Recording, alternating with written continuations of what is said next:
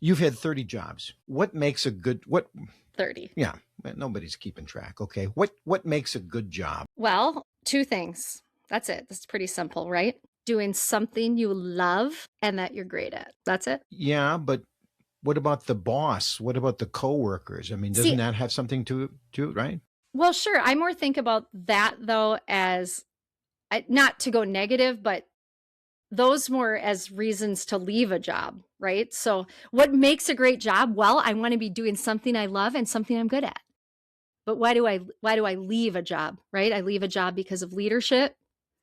I leave it poor leadership. I leave a job because of poor culture, or I leave a job because I'm not paid enough. Those are, I mean, certainly there are other reasons people leave jobs. Oh, my husband got relocated, or Sure. Yeah. Yeah. Yeah. whatever. There are reasons, but I think those are the three main ones. Why? So I think there's a certain amount of nearsightedness. A lot of people in management have no idea that they're not very good at it, right?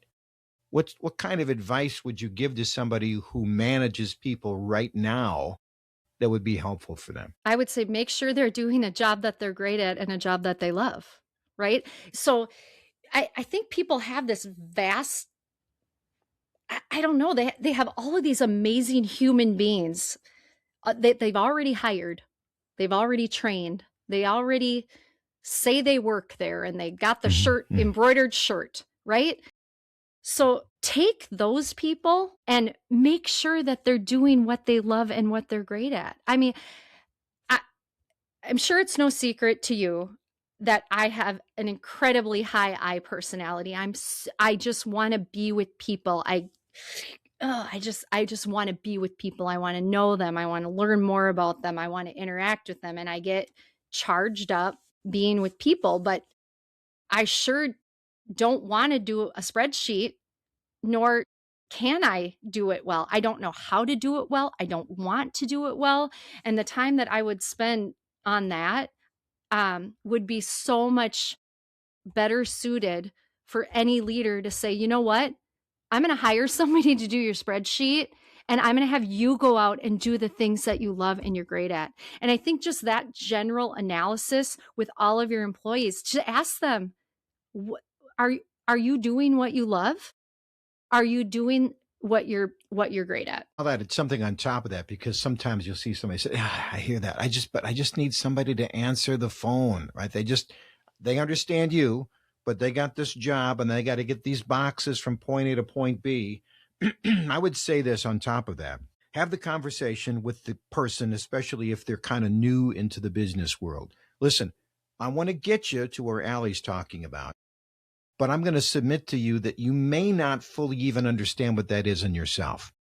So let's have this communication where I'm going to have you do this, and we'll continue to talk so I can kind of merge you to where it fits best for you. And maybe it will be with this company, maybe not. But certainly there are skills that you will learn doing this thing that will be of some benefit as you move forward. Okay. Yes.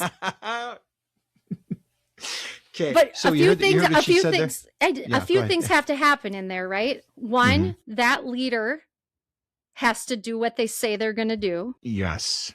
right? There has to be that follow up. There has to be constant communication about growth.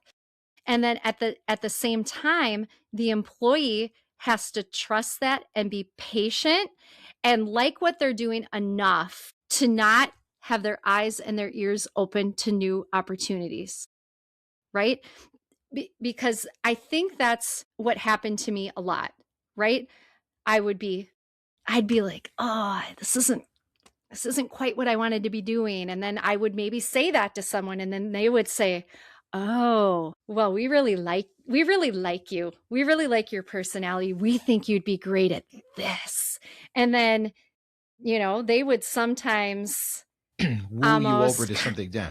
yeah, kind of, mold a job description into something to communicate it to me. Maybe that's not quite what it was, but they were trying to tell me that's what it was. So I would come and work for them. And then I would be. I've heard people who are really, really good with people who are hired by people, well, you'll be great in sales. And they say, well, okay. And then they say, well, but I'm really kind of, yeah, that makes you great in sales. And then they'll convince you. And then once you get over there, they roll out that, well, it's a numbers game and you're going to call these many people. And you say, but you hired me because I'm good with people. Yes.